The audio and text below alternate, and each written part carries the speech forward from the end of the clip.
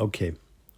Explain to us the Bohr effect a bit, please. And also, explain to us the structure of hemoglobin, too. What does it have to do with regard to iron? And, yeah. I'm still a bit none the wiser regarding allosteric properties and cooperativity. Also, do we have alpha and beta and heme group? What is this? All right, let's clear up allosteric properties, cooperativity, and hemoglobin structure, including alpha, beta, and the heme group. Hemoglobin is a protein in red blood cells made of 4 subunits, 2 alpha and 2 beta chains, each containing a heme group. The heme group is a flat molecule with an iron atom at its center that binds oxygen. Cooperativity is an allosteric property, meaning hemoglobin changes shape when one subunit binds oxygen, making it easier for the other subunits to bind more oxygen. This creates a chain reaction, loading oxygen fast in the lungs and unloading it efficiently in tissues. Allosteric properties also include the Bohr effect, where CO2 or H low pH bind to hemoglobin, altering its shape to release oxygen in acidic, high CO2 tissues. The alpha and beta chains are protein components that hold the heme groups. Their structure allows hemoglobin to flex for these allosteric changes. Iron in each heme binds 1 oxygen molecule, so 4 hemes per hemoglobin carry 4 oxygens. In short, cooperativity and allosteric effects make hemoglobin a dynamic oxygen carrier, driven by its alpha, beta, and heme structure. Clear now? Want to revisit the Bohr effect or dive deeper? I want to ask you a bit more about heme groups. And myoglobin, what's myoglobin then? So we have one heme group that carries oxygen. And where exactly is the iron then?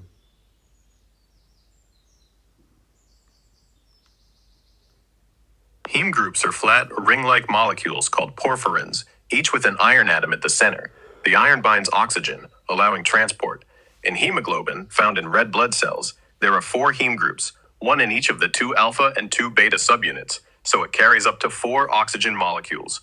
Myoglobin, a protein in muscle cells, has just 1 heme group with 1 iron, so it binds only 1 oxygen molecule. Myoglobin stores and releases oxygen in muscles, acting like a local reserve, especially during exercise, while hemoglobin ferries oxygen through blood. The iron in each heme group is precisely positioned in the porphyrin ring, held by the surrounding protein structure, and it's this iron that reversibly binds oxygen. Want to clarify how myoglobin and hemoglobin differ in function, or focus on something else?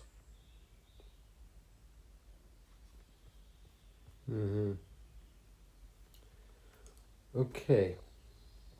So, we have 4 subunits. That makes sense. Each one has a heme group. Okay. And each one can carry an oxygen molecule. So, Exactly. when You got the it. oxygen binds to the heme group, we have a conformational change. Explain this change to us. When oxygen binds to the heme group's iron and one of hemoglobin's 4 subunits, it triggers a conformational change, a shift in the protein shape. The iron moves slightly into the heme's plane, tugging the surrounding subunit. This tweak ripples through hemoglobin, making the other subunits more open and eager to bind oxygen. It's like one door unlocking makes the others easier to open, boosting cooperativity. When oxygen binds, hemoglobin shifts from a tense T state to a relaxed AR state, increasing its oxygen affinity. The reverse happens in tissues. Oxygen release reverts hemoglobin to the T state, ready for the next cycle. This shape-shifting ensures efficient oxygen pickup in lungs and drop-off where needed. Want to dive into how this ties to the Bohr effect or something else? Why don't we talk about fetal hemoglobin? Because it's got gamma, not beta globins. Fetal hemoglobin, or HbEF, indeed has 2 alpha and 2 gamma globin chains. unlike adult hemoglobin, HbA, with 2 alpha and 2 beta chains. The gamma chains make HbF bind oxygen more tightly than HbA, which is crucial for a fetus to pull oxygen from the mother's blood across the placenta, where oxygen levels are lower. This higher oxygen affinity comes from HbF's reduced interaction with 2,3-BPG, a molecule that weakens oxygen binding in adult hemoglobin. Each of HbF's 4 subunits still has a heme group with iron, binding 1 oxygen molecule each, just like HbA. The gamma chains give HbF a structural tweak, keeping it in a conformation that favors oxygen uptake, even in low oxygen settings. After birth, gamma chain production drops, and beta chains take over for adult hemoglobin. Want to explore how this switch happens, or HbF's role in diseases like sickle cell?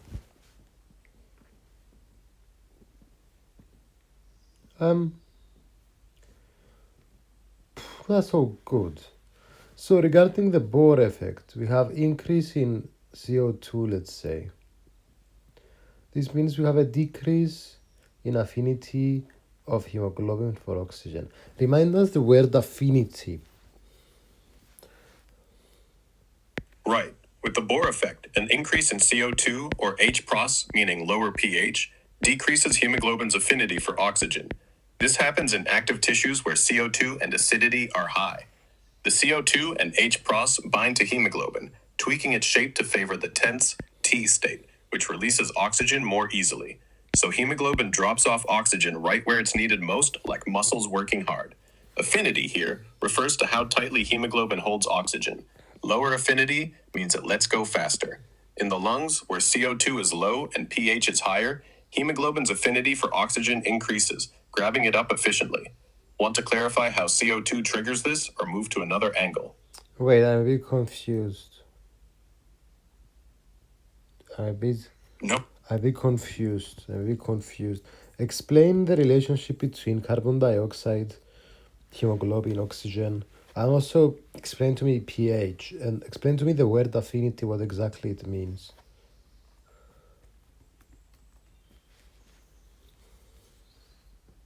All right, let's simplify the relationship between carbon dioxide, hemoglobin, oxygen, pH, and affinity.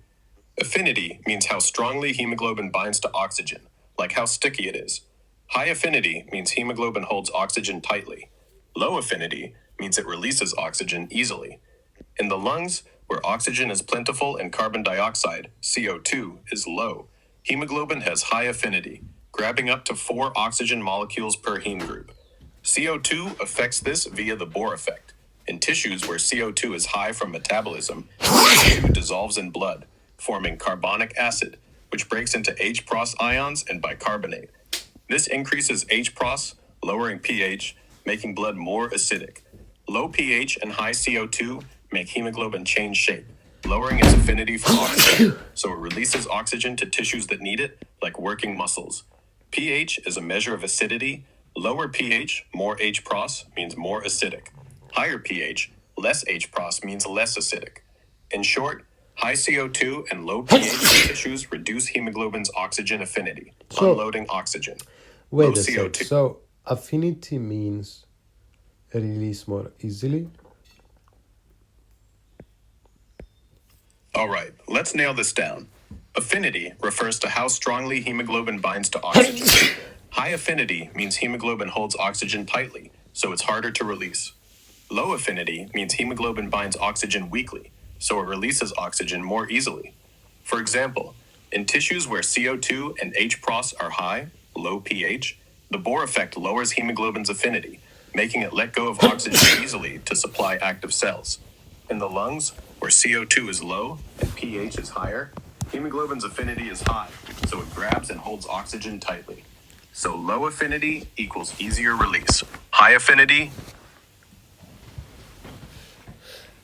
يبدو أنك تقصد أو ربما كنت تعني شيئا آخر. إذا كنت تتحدث عن الموضوع السابق يمكنني توضيح الألفة affinity أكثر. Sir, stop. We're speaking in English. Listen, sir, if you ever listen to me and you think I'm speaking another language, I'm not. Okay, just acknowledge that you got confused and continue in English. Having said that, okay, So affinity means how strongly it's binded the oxygen, the hemoglobin.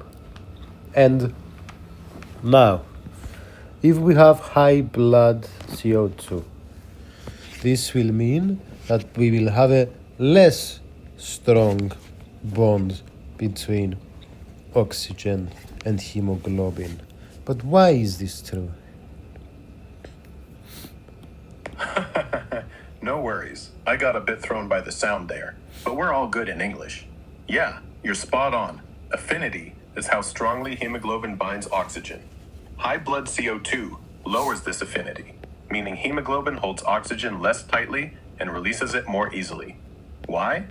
It's the Bohr effect at work. When CO2 levels are high, like in active tissues, CO2 dissolves in blood and forms carbonic acid, which splits into H-pros ions and bicarbonate, dropping the pH, making blood more acidic. These H-pros ions and CO2 molecules bind to hemoglobin, tweaking its shape into a tense state that has a weaker grip on oxygen. This lets hemoglobin unload oxygen right where it's needed most, like in muscles burning energy. So high CO2 and low pH signal hemoglobin to let go, ensuring oxygen gets to the right place. Clear now? Want to dig into why tissues produce more CO2 or something else? Wait, I don't get it. So, why does high CO2 mean slower affinity? Answer to me in a sentence. High CO2 lowers hemoglobin's oxygen affinity because it forms H-pros ions, which bind to hemoglobin and change its shape to release oxygen more easily. Want more detail on this? What are these ions? H-pros ions are hydrogen ions, essentially protons, that increase blood acidity when CO2 is high. CO2 dissolves in blood, forming carbonic acid, H2CO3, which splits into H-pros and bicarbonate, HCO3 negative. These H-pros ions bind to hemoglobin, triggering the Bohr effect, which lowers hemoglobin's affinity for oxygen, making it release oxygen in tissues. Think of H-pros as a signal that tells hemoglobin the tissue is acidic and needs oxygen. Clear now? Want to explore how this affects pH balance? I don't get why low pH. Well, low pH means high hydrogen ions, and high hydrogen ions mean high CO2. So this means. So why do hydrogen ions affect affinity? You're on the right track. Low pH means high hydrogen ions H-pros, and high H-pros often comes from high CO2, which forms carbonic acid that splits into H-pros and bicarbonate. Why do H-pros ions affect hemoglobin's affinity? H-pros ions bind to specific sites on hemoglobin, changing its shape to a tense state that grips oxygen less tightly. This is part of the Bohr effect. In acidic, low pH conditions, like in active tissues with high CO2 and H-pros, hemoglobin releases oxygen more easily to supply those tissues. So H-pros acts like a trigger, signaling hemoglobin to let go of oxygen where it's needed most. Got it? Want to clarify the shape change or something else?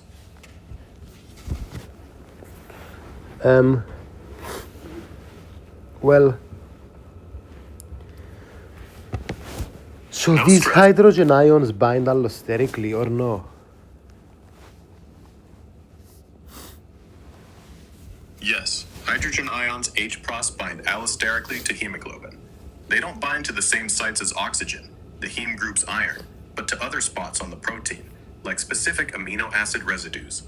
This allosteric binding changes hemoglobin's shape, shifting it to the tense T state, which lowers its affinity for oxygen and makes it release oxygen more easily. Does it make it more negative electrically or something? Not quite. When hydrogen ions H-pros bind allosterically to hemoglobin, they don't significantly change its overall electrical charge to make it more negative. Instead, H-pros binding to specific amino acid residues on hemoglobin alters the protein structure by stabilizing the tense T state. This structural shift weakens hemoglobin's ability to hold oxygen, lowering its affinity as part of the Bohr effect.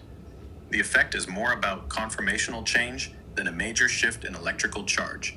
H-pros ions are positively charged, but their role here is to tweak hemoglobin's shape, not to flip its charge dramatically. Clearer now? Yes. Okay. Can we talk about carbonic anhydrase now? What's going on with carbonic anhydrase and how does it affect CO2 levels? Carbonic anhydrase is an enzyme in red blood cells that speeds up the reaction between carbon dioxide, CO2, and water, H2O, to form carbonic acid, H2CO3. This acid quickly breaks down into hydrogen ions, H-pros, and bicarbonate, HCO3 negative. By catalyzing this, carbonic anhydrase helps manage CO2 levels. In tissues, where CO2 is high, it converts CO2 into bicarbonate for transport in blood to the lungs. In the lungs, it reverses the process, turning bicarbonate back into CO2 for exhalation. This keeps CO2 levels balanced, prevents blood from getting too acidic, and supports the Bohr effect by generating H-pros that lowers hemoglobin's oxygen affinity in tissues. Without carbonic anhydrase, CO2 transport would be too slow, messing with pH and oxygen delivery. Want to connect this to acid-base balance or another topic?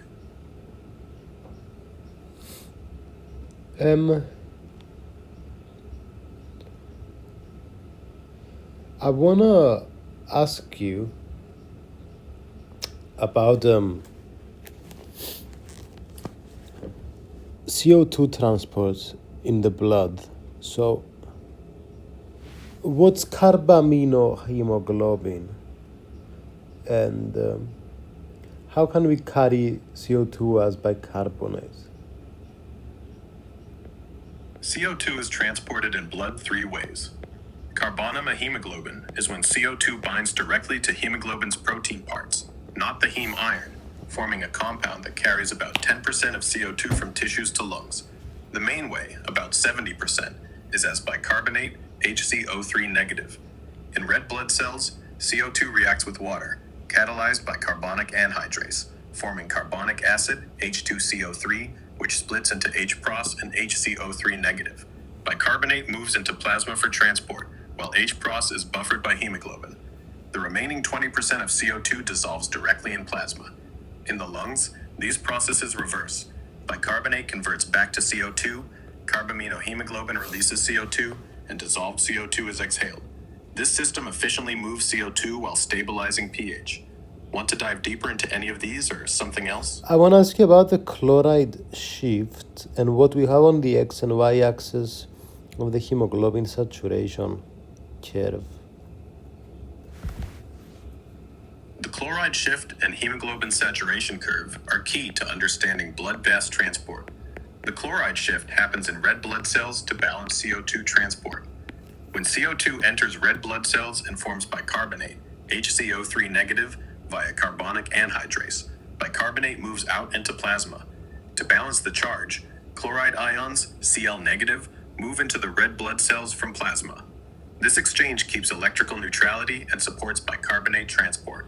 In the lungs, the process reverses. Bicarbonate re-enters red blood cells and chloride exits.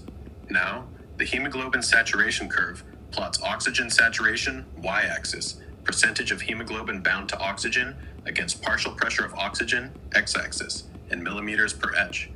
The S-shaped curve shows hemoglobin's oxygen binding behavior. Low saturation at low oxygen pressure, tissues. Rising sharply as pressure increases, lungs. The curve shifts right, lower affinity, easier oxygen release with high CO2 or low pH, and left, higher affinity with low CO2 or high pH, per the Bohr effect. Want to explore the curve shifts or the chloride shift's role further?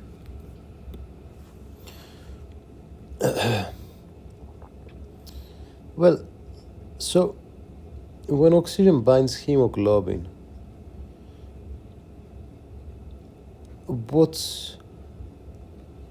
it binds at the arterial and releases at the venous. And why is this curve sigmoidal? When oxygen binds to hemoglobin, it loads up in the arteries, where oxygen pressure is high, around 100 millimeters per etch in lungs, and releases in the veins, where oxygen pressure is lower, around 40 millimeters per etch in tissues.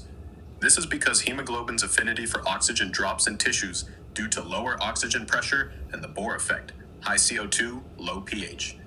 The hemoglobin saturation curve is sigmoidal, S-shaped, because of cooperation. Hemoglobin has 4 subunits, and when one binds oxygen, it changes the protein's shape, making it easier for the others to bind. This creates a steep rise in saturation as oxygen pressure increases, flattening at high pressures when hemoglobin is nearly full.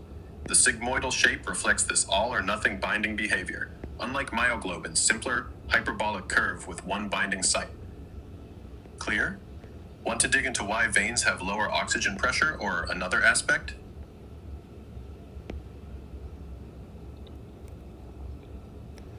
I want to ask you about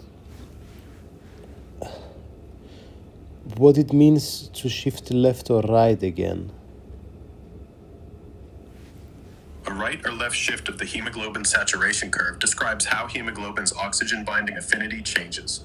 A right shift means hemoglobin has lower affinity, releasing oxygen more easily at the same oxygen pressure, caused by high CO2, low pH, Bohr effect, higher temperature, or increased 2,3 BPG. This happens in active tissues to deliver more oxygen. A left shift means higher affinity, so hemoglobin holds oxygen tighter, releasing less, caused by low CO2, high pH, lower temperature, or decreased 2,3 BPG, common in lungs for oxygen loading.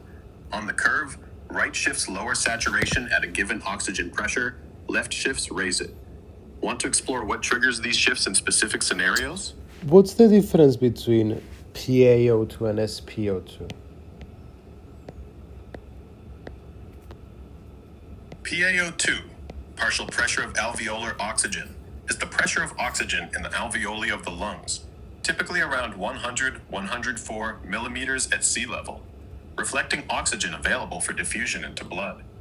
SpO2, peripheral oxygen saturation, is the percentage of hemoglobin in arterial blood saturated with oxygen, measured by a pulse oximeter, usually 95-100% in healthy people.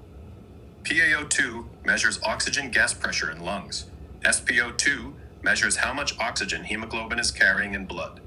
They're related. Higher PaO2 generally boosts SpO2, but lung issues or poor circulation can widen the gap. Want to dive into how they're measured or what affects them?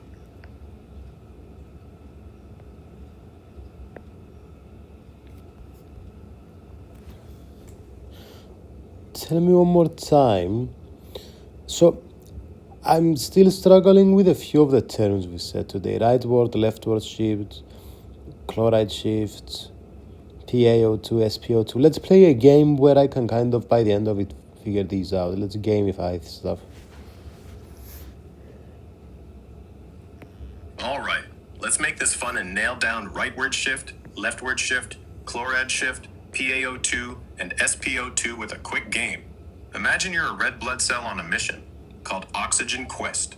Your job is to deliver oxygen and manage CO2 while keeping the body balanced. I'll guide you through scenarios, and we'll tie each term to an action. Ready? Here we go. Level 1, the lung hub. You're in the lungs, where oxygen is plentiful. You hear about PaO2.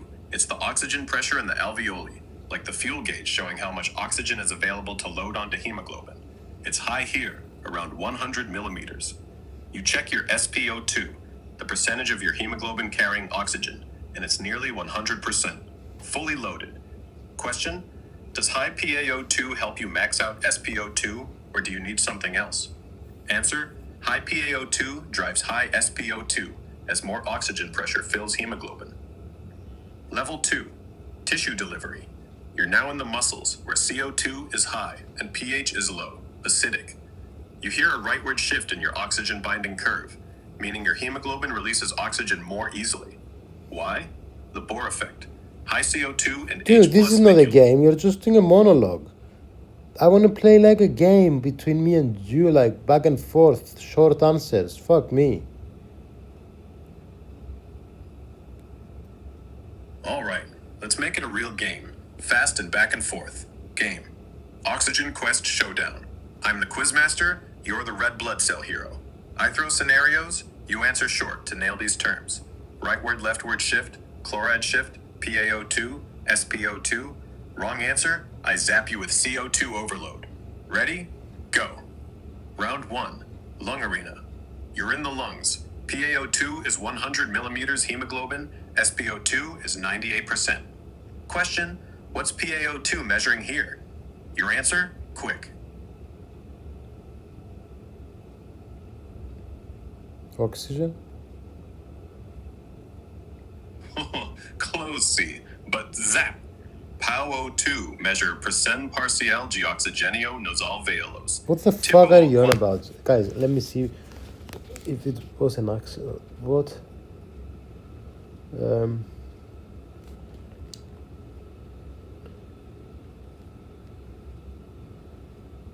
Close. Dude, speak to us in English, dude. How many times did I say to you, please, when you hear me speak in another language, understand that it was a mistake and speak to me in English? My bad. Got it. Sticking to English. All right. Back to the game. Oxygen Quest Showdown. You're in the lungs. PaO2 is 100 millimeters hemoglobin. SpO2 is 98%. Question, what's PaO2 measuring? Hit me with a quick answer. Oxygen?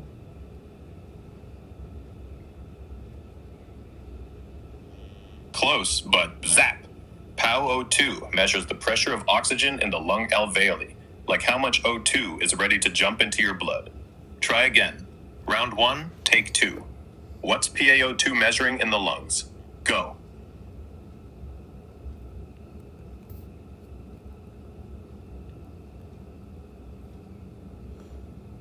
I don't know. No sweat. Let's learn and keep going. PaO2 is the oxygen pressure in the alveoli, about 100 millimeters hemoglobin, showing how much oxygen's available to bind to hemoglobin. Round 2. Muscle dash. You're in the muscles. High CO2, low pH. You feel a rightward shift in your oxygen binding curve. Question, what does a rightward shift mean for your oxygen? Quick answer. You know, guys, I feel if I have the graph in front of me and if I have time, I can figure this out. I'm going to give you the benefit of the doubt with this. A rightward shift. So, a rightward shift means decrease in affinity for oxygen. So, a rightward shift means that we have percentage saturation the same, but for different PO2. So if we need to saturate, so if we have the same saturation of oxygen, but on the right we have a higher PO2, it means higher PO2, and it means it gets released more easily. Yes, that makes sense. And we said H plus means we will release things more easily. CO2, chlorides. What about 2,3-DPG? How does this work, 2,3-DPG? Nice work nailing the rightward shift. Your right A rightward shift means lower oxygen affinity, so hemoglobin releases oxygen more easily at a given PaO2, like in muscles with high CO2 or H plus I. You got the saturation curve logic spot on. Same saturation at higher PO2 means it's less clingy. Now, 2,3-DPG, 2,3-diphosphoglycerate, is a molecule in red blood cells. It binds to hemoglobin in its tense T state, stabilizing it and reducing oxygen affinity. This pushes the saturation curve rightward, making oxygen release easier in tissues. 2,3-DPG levels rise in low oxygen conditions, like high altitude or anemia, to boost oxygen delivery. Think of it as a helper that tells hemoglobin, let go of that oxygen. Want to keep the game going with another term like chloride shift or dive deeper into 2,3-DPG?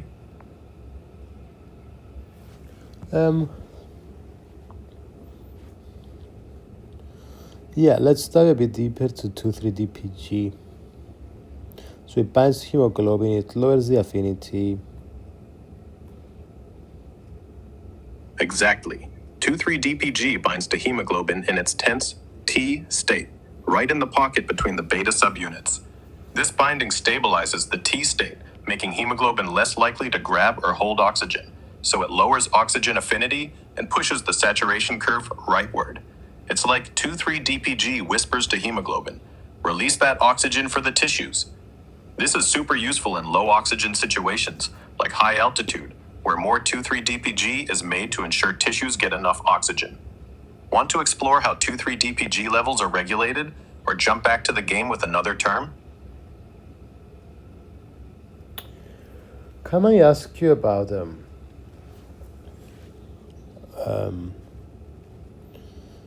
what's it called? The relationship of fetal hemoglobin and 2,3-DPG. What's going on here? Why is it less likely for fetal hemoglobin to bind to 2,3-DPG? Fetal hemoglobin, HBV, with 2 alpha and 2 gamma chains, binds 2,3-DPG less effectively than adult hemoglobin, HbA, which has 2 alpha and 2 beta chains. The gamma chains in HBV have a different structure, with fewer positively charged amino acids in the 2,3-DPG binding pocket compared to beta chains. This weakens 2,3-DPG's ability to stabilize HBV's tense T state, so HBV stays in a high oxygen affinity state, grabbing oxygen more tightly.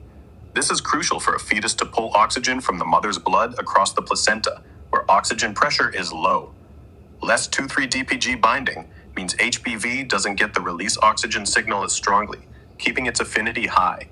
Want to dig into how this switches post-birth, or connect it to something else? I don't get it. No worries, let's simplify. Fetal hemoglobin, HBV, has 2,3-DPG, as well as adult hemoglobin, because its gamma chains have a structure that makes the binding pocket less attractive to 2,3-DPG. This keeps HBV's oxygen affinity high, so it holds onto oxygen tightly to grab it from the mother's blood in the placenta. Less 2,3-DPG binding means HBV stays ready to load oxygen, not release it. Clear now? So HbF holds oxygen tighter, huh?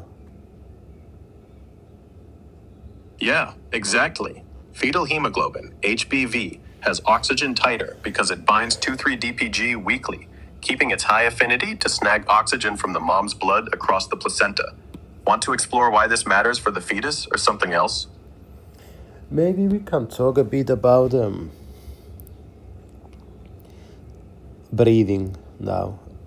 And the respiratory rates, cerebrospinal fluid, hydrogen ions, put them all in a nice system.